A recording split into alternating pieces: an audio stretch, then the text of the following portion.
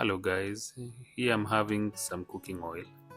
I've just added some garlic, some chopped onions, some diced carrots, and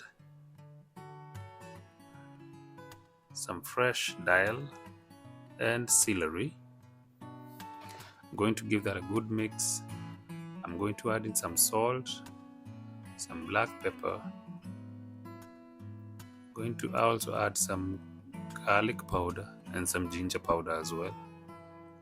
I'm going to follow this with some sprinkle of turmeric, and I'm going to get some a chicken stock cube, and add that right after, and I'll also add some water to let the veggies cook and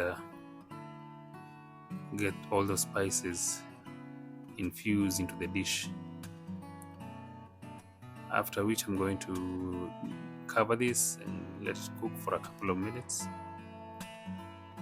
Probably like 10 minutes or 15 max. Here I have some butter I'm going to add into this dish.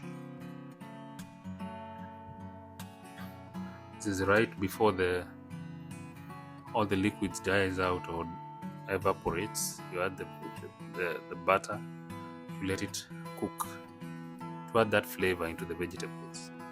Also, I'm going to start off another dish where I'm going to cook some sausages. These are chicken franks, and once they're brown, I'm going to add some dry cumin, some onions and green capsicum that I had already cut, some salt and black pepper. I'm going to give this a good mix. Cover this to let it cook for a couple of minutes, then add in some garlic powder, some ginger powder, and some tomato paste. After this, I'm going to add some little water.